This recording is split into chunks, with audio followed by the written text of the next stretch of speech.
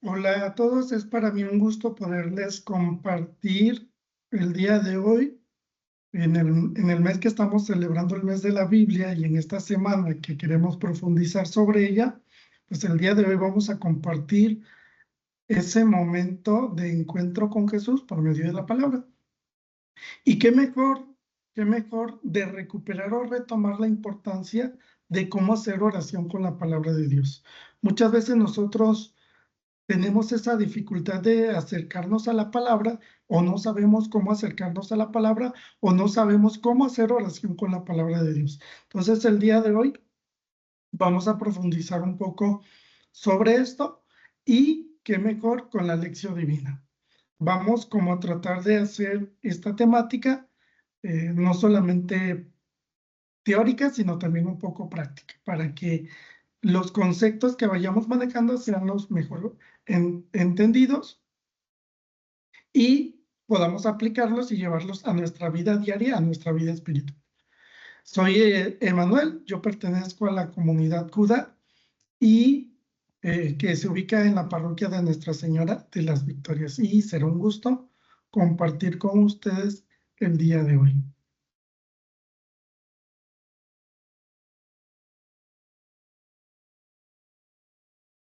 Tenemos entonces la interrogante, ¿no? Orando con la palabra de Dios, y es la lección divina. Pero para que nosotros profundicemos un poco en esta temática, primero, conocer como brevemente sus orígenes. No es algo reciente, no es algo que haya surgido el año pasado, hace algunos años, sino que fue en los primeros siglos. Recordando pues que el primer contacto que tuvieron los apóstoles y los padres de la iglesia era el compartir la palabra de Dios, es el conocer a Jesús por medio de la palabra de Dios y hacían oración por medio de la palabra de Dios. Y fue con San Benito, ubicándolo en su monasterio, donde él retoma y empieza a hacer la lección divina. Pero será con Guido II, donde habrá como esos pasos a profundizar en la palabra de Dios, que es la lectura, la meditación, la oración y la contemplación. Y en el Concilio Vaticano II se trata, y hay precisamente un documento que es directamente ligado a la palabra de Dios y se profundiza y se dice cuál es su importancia, porque es importante recuperar la palabra de Dios en la vida cristiana. Y con Benedicto XVI, en su exhortación apostólica, Verbum Domini, podemos también conocer un poco o acercarnos un poco a quién es la palabra de Dios, qué es la palabra de Dios, qué encontramos en la palabra de Dios. Y para ello también veamos por qué es importante que nosotros hagamos oración con la palabra de Dios o tengamos ese encuentro con la palabra de Dios. Y es que en primer lugar es uno de los lugares predilectos de encuentro con Jesús. Es un lugar íntimo de entrar en diálogo con Él, el de conocerlo y que también Él me conozca. Y eso lo vamos a ir viendo ahorita en la meditación. No es solamente estudiar, no es solamente leer, sino que es estar atento, es escuchar, es dialogar, es que mi interior, que mi espíritu también salga a ese encuentro con Jesús por medio de su palabra. También la lección divina o este encuentro con la palabra de Dios nos ayuda a fortalecer la vida espiritual y el discernimiento. Cuando nosotros queremos tomar alguna decisión, la palabra de Dios nos puede ayudar muchísimo a tomar un discernimiento, pero no es nada más, la palabra de Dios me ilumina con esto y ya, no, hay que profundizarlo. No se trata solamente de leer, abrir la palabra y ver qué me dice, no, es profundizarla. Y ahorita vamos a ver esos pasos que nos van a ayudar a profundizar en la palabra de Dios por medio de la oración. ¿Y qué más? Es una oración personal. También es una oración comunitaria. ¿Por qué? Porque lo puedo hacer vida en mi intimidad, en mi cuarto, en mi familia y en mi comunidad igual. Y es una oración personal con la vida litúrgica. Nos unimos a la iglesia, nos unimos a la oración de la iglesia por medio de la palabra de Dios. Y precisamente cuando nosotros hablamos de la palabra de Dios, podríamos hablar de que la Eucaristía, la acción de gracias, que es la que nos llena, la que nos da vida, la que mantiene a la iglesia, porque ahí tenemos a Jesús presente en la Sagrada Eucaristía, podemos hablar de que la misa es una lección divina perfecta. ¿Por qué? Porque se dan los pasos. Y ahorita lo vamos a ir viendo uno a uno. ¿Cuáles efectos puede tener en mí el que yo haga la lección divina? Primero, la profundización en la relación con Dios, en tener ese íntimo encuentro con Jesús, en seguir profundizando en su amistad, en que el Evangelio se haga vida en mí. Yo hacer un evangelio viviente, como decía San Francisco de Asís, ¿no? ¿Y cómo lo podemos hacer? Precisamente cuando nosotros nos adentramos a la palabra de Dios. Ya lo platicábamos, la parte de aprender a discernir cuál es la voluntad de Dios en mi vida y aceptarla con todo lo que venga, ¿no? Posibles consecuencias que nos lleven a tener tentaciones, posibles consecuencias que nos lleven a tener retos, pero siempre cumpliendo con la voluntad de Dios. Fomenta la unidad entre la fe y la vida, es decir, no se queda solamente en leer y orarla, sino que se debe llevar a la práctica. Y eso es cuando yo estoy adentrándome a la palabra, cuando yo la profundizo, cuando yo tengo ese encuentro con Jesús por medio de ella, cuando yo hago vivo ese evangelio, mis acciones se ven reflejadas. Por eso esa unidad crea una espiritualidad más sólida, madura y consciente. Son algunos de los efectos que nosotros podríamos ir profundizando y conociendo de esta dinámica de querer entrar por medio de la lección divina al encuentro con Jesús o hacer oración con Él. Y finalmente, aunque al inicio mencionábamos 4, hoy en día se mencionan 4 pasos, 5, 6, 7, algunos como que van añadiendo algunos pasos. Yo les voy a mencionar 5, los cuales son los que normalmente me gusta como impartir, me gusta hacerlo en oración y lo vamos a ir conociendo, ¿no? Primero, la disposición, la escucha o la lectura atenta, la meditación, la oración y la acción contemplativa. En este momento de temática, lo vamos a hacer como un poquito más práctico para que nosotros entendamos cada uno de estos pasos, porque es necesario que nosotros identifiquemos cómo poderlo ir haciendo, ¿no? Y es cuestión de practicar, practicar, practicar para que cada vez nos salga mucho mejor. Y pues primero tenemos el paso 1, ¿no? La disposición, el acto de presencia. Nosotros no podemos entrar a profundizar con la palabra de Dios si traemos mucho ruido en nuestra mente, si nuestro corazón no está tranquilo por las preocupaciones, por el cansancio, por la incertidumbre, por los problemas emocionales que nosotros podemos tener. Y es por eso que antes de que nosotros nos adentremos a orar con la palabra de Dios, es importante hacer un acto de presencia delante de Jesús. Yo puedo estar en mi lugar, yo puedo estar en mi cuarto, de preferencia no acostado, porque luego nos gana el sueño, ¿no? Sino con ese respeto, con esa formalidad de querer hacer oración. Puedo tener mi altar ahí, puedo tener una mesita donde puedo hacer oración, también lo puedo hacer delante del Santísimo, con la comunidad, en el templo, en las bancas, en lugares donde yo crea oportuno que puedo hacer esto. Y ese primer momento es esa disposición. Yo tengo que estar dispuesto a saber lo que la palabra de Dios va a hablar conmigo. Y para ello se pide primero pedirle al Espíritu Santo, que Él sea el que abra nuestros corazones, que Él sea el que el que abra mi mente, abra mi lengua, abra mi corazón para profundizarlo. Que me dé esa sabiduría, esa paz, esa tranquilidad, esa serenidad para poder escuchar. Entonces, ese primer momento es pedirle al Espíritu Santo serenidad y tranquilidad para escuchar la palabra de Dios. Hay que pedirle al Espíritu Santo, ven a mí, tranquiliza mi espíritu, tranquiliza mi cuerpo, tranquiliza mi mente. Aparte de mí, esas inquietudes, esos problemas, porque yo ahorita quiero estar contigo, quiero meditar contigo, Jesús.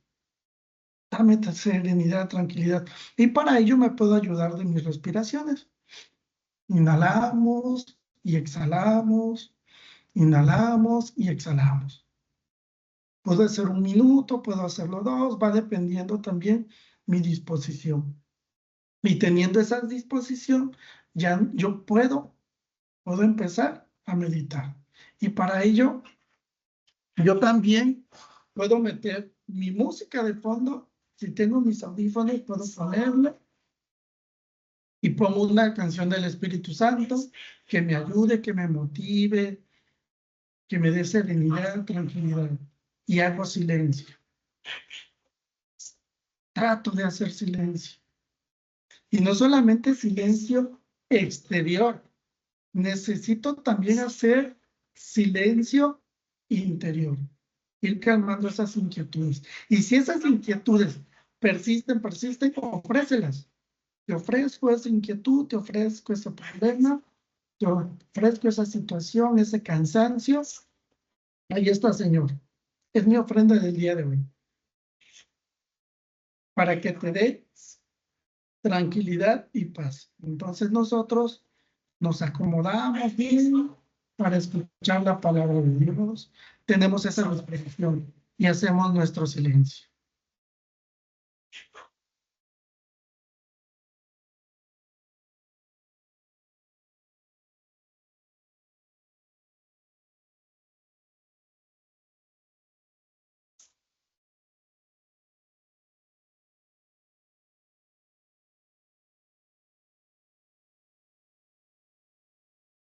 Y una vez que sentimos nosotros esa serenidad, podríamos preguntarnos, ¿pero qué puedo leer de la palabra de Dios?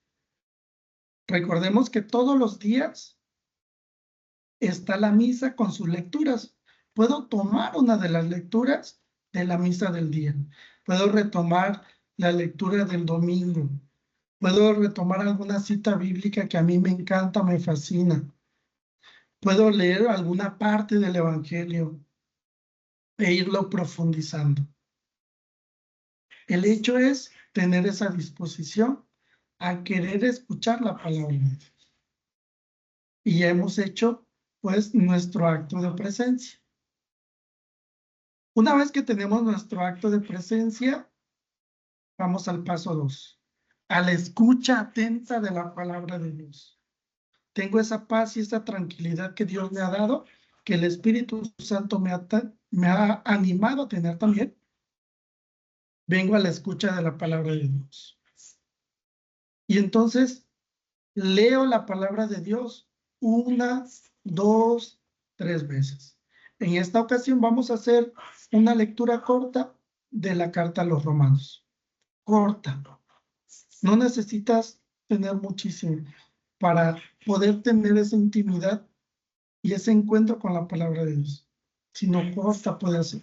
Puede ser el Evangelio, la primera lectura, segunda, hasta el Salmo.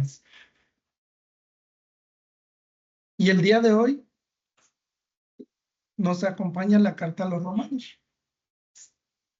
No sigan la corriente del mundo en que vivimos, sino más bien transfórmense a partir de una renovación interior. Así sabrán distinguir cuál es la voluntad de Dios, lo que es bueno, lo que le agrada, lo que es.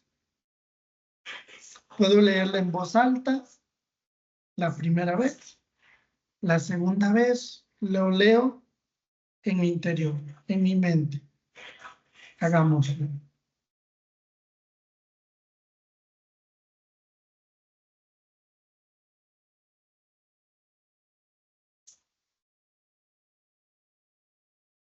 Una tercera ocasión, la volvemos a leer.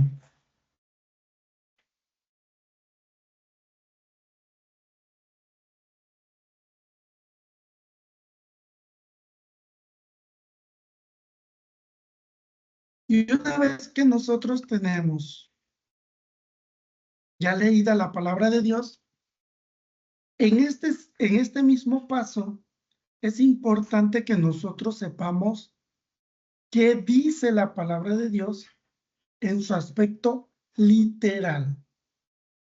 Es decir, hay que ubicar dónde estamos en la palabra de Dios.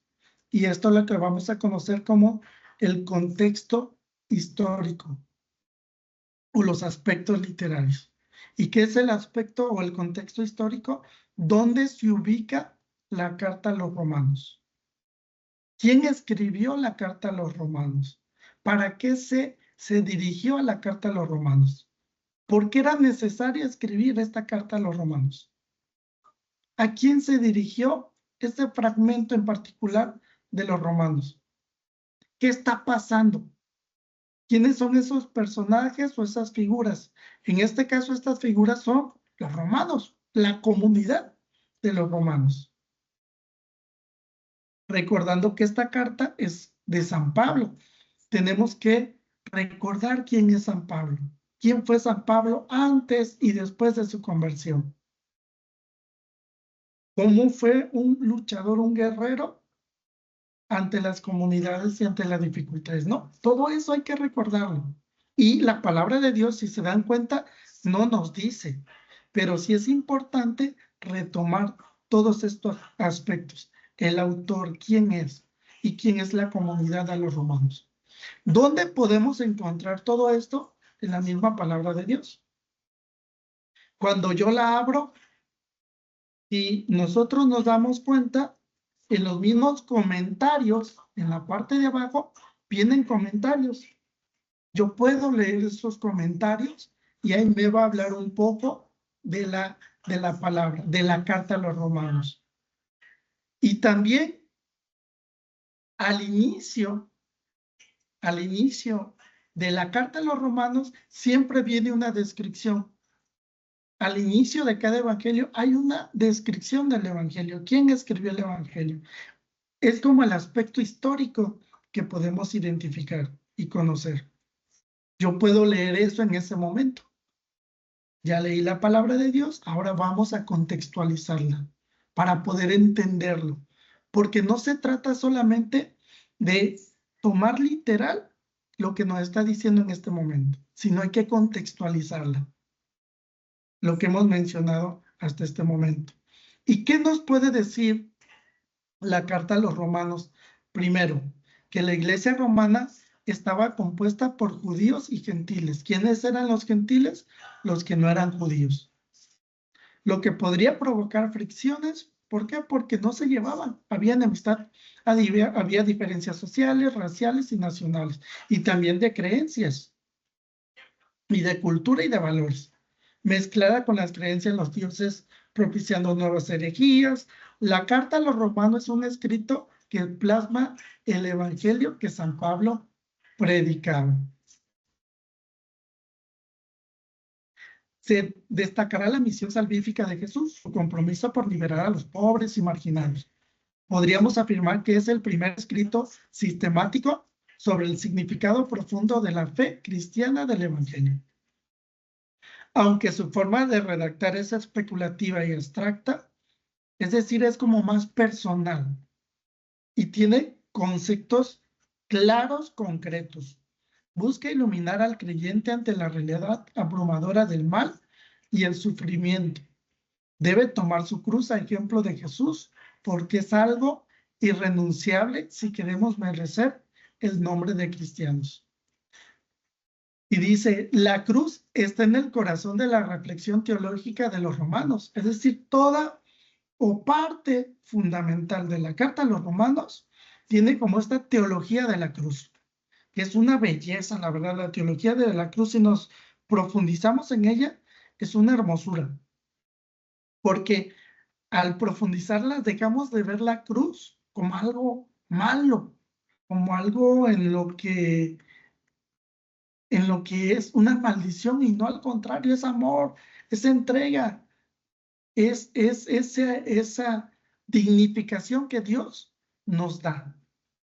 Entonces, la teología de la cruz la vamos a ubicar también en la Iglesia a los Romanos, o en la Carta a los Romanos. En esta carta, San Pablo expone la importancia de transformar su forma de pensar y de ser al aceptar en su corazón la palabra de Dios, que nos decía, y es cierto que nos decía al inicio, no caigamos en el mundo. Prácticamente eso era lo que nos decía. Eso era lo que nos decía la palabra de Dios, ¿no? No caigamos en el mundo. No caigamos en la tentación del mundo.